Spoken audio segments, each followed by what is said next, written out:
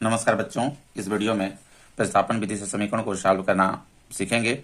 ठीक ना। ये पुरानी वीडियो देखिए, क्लास 10th का मैथ का है, चाहे तो उसको भी जाके देख सकते हैं। ठीक ना। चलिए देखिए प्रतिस्थापन विधि समीकरण को कैसे सॉल्व करेंगे, क्योंकि इस चैप्टर में देखिए दो चर वाले रैखिक समीकरण में हमको क्या क्या पढ़ना है। प्रतिस्थापन विधि समीकरण को सॉल्व करने सीखना है और विलोपन। देखिए वज्र गुणन विधि था वो हटा दिया है, उसको हमको नहीं पढ़ना है। ठीक ना। तो इसमें देखिए दो ये समीकरण है, रैखिक समीकरण, इसको सॉल्व करना है हमको। ठीक है। इसमें यानी सॉल्व करके एक्स वाई का मान बताना है। तो सबसे पहले देखिए ये जिस तरह से है इसी तरह से रहने दीजिए। इसमें समीकरण एक बना लीजिए इसको, ठीक, एक को समीकरण ये दो बना लीजिए। ठीक है। अब देखिए इसमें क्या होता है कि किसी को भी समीकरण को चाहे पहला ले लीजिए चाहे दूसरा, किसी भी समीकरण से यहाँ से एक्स या वाई का मान हम निकाल लें। ठीक ना। एक्स का मान निकालेंगे तो वाई को पदों होगा, वाई का मान निकालेंगे तो एक्स का पद में आएगा। समीकरण एक या दो किसी से भी निकाल सकते हैं। तो समीकरण एक से निकाल लेते हैं। देखिए समीकरण एक से एक्स का मान वाई के पदों में करने पर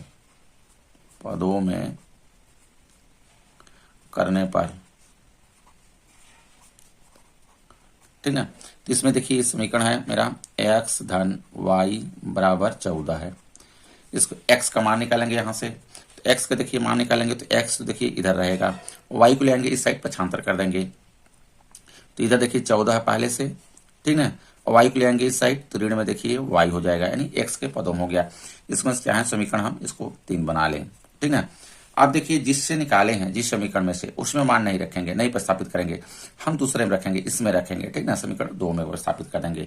जो x का जो ये मान आया है हम क्या करेंगे, समीकरण 2 में प्रतिस्थापित कर देंगे। तो समीकरण 3 का मान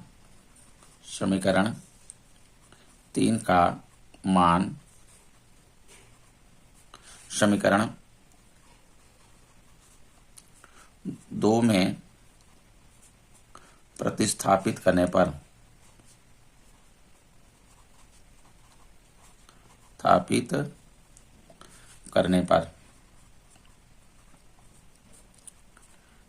ठीक ना। समीकरण 2 को उतार लीजिए। समीकरण 2 क्या है, देखिए x ऋण वाई बराबर कितना है 4 है, यानी x minus Y equal to 4।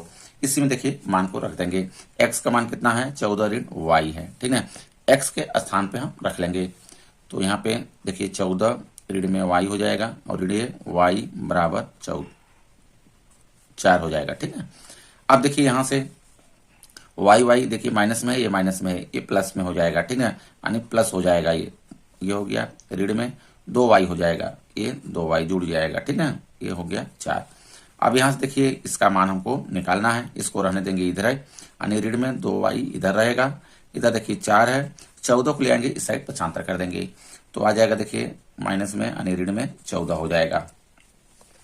अब देखिए यहाँ से ये ऋण में 2y है बराबर इधर कितना बचेगा, देखिए जो बड़ी संख्या है वही बचेगा, चिन्ह सहित रखते हैं। ठीक है। ऋण में 10 बच जाएगा यहाँ पे। समझ में आ रहा है। अब देखिए दोनों पक्षों में ऋण है मेरा, तो जो भी काम करते हैं देखिए समीकरण में हम दोनों पक्षों में करते हैं। ठीक है। तो ऋण से अगर गुणा कर दें, दोनों पक्षों में क्या करें, माइनस से अगर गुणा कर दें तो ये प्लस में हो जाएगा, ये भी प्लस में हो जाएगा। जैसा कि आप लोग जानते हैं कि ऋण गुणे ऋण बराबर होता है धन होता है। ठीक है। और देखिए ऋण गुणे धन बराबर ऋण होता है, और धन गुणे धन का तो धन ही होता है। ठीक है। इस तरह से देखिए अगर माइनस से हम इसमें गुणा कर दें इसमें, तो ये प्लस हो जाएगा, इधर भी प्लस हो जाएगा, नहीं दोनों पक्षों में हम माइनस से क्या कर देंगे, मल्टीप्लाई कर देंगे। ठीक। तो ये हो जाएगा देखिए इधर पे 2y बराबर इधर 10 हो गया, यानी कह सकते हैं जी ऋण ऋण ये क्या किया, कट गया दोनों पक्षों में। तो y इक्वल टू करेंगे, देखिए 10 बटे में आ जाएगा 2, काट देंगे 2 पंचे 10 कट गया, y बराबर कितना आ गया 5 आ गया। समझ में आ रहा है।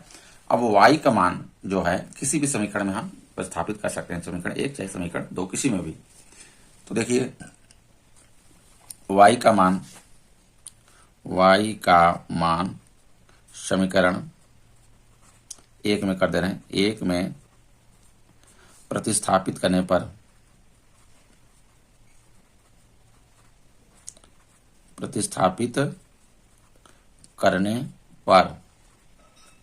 समीकरण 1 को हम पहले उतार लेते हैं यहाँ पे। x धन देखिए y बराबर कितना है 14 है। ठीक है, इसी में रख देंगे। देखिए y का मान कितना है 5 आ गया है, 5 रख देंगे y का स्थान पे, x धन 5 हो जाएगा बराबर 14। ठीक है, x बराबर देखिए इधर 14 है, 5 को लेंगे इस साइड 75 कर देंगे, 75 में चिन्ह बदल जाता है, इधर धन है तो इधर आएगा तो ये ऋण में हो जाएगा 5। x बराबर हो गया 14 में से 5 घट जाएगा 9 आ गया। इस तरह से देखिए आंसर हो जाएगा x का मान आ गया 9 और y का मान कितना आ गया 5 हो गया, ये आंसर हो गया। इस तरह से देखिए सॉल्व करेंगे प्रतिस्थापन विधि से, कोई भी रैखिक समीकरण हो इसी तरह से सॉल्व करेंगे। ठीक है, अगला वाला क्वेश्चन में बताएंगे विलोपन विधि, दो ही विधि है इस चैप्टर में। ठीक है, दो ही विधि पढ़ेंगे, इसी तरह से समीकरण को सॉल्व कर लेंगे। वीडियो अच्छा लगा हो लाइक करें, चैनल को सब्सक्राइब कर लें। धन्यवाद।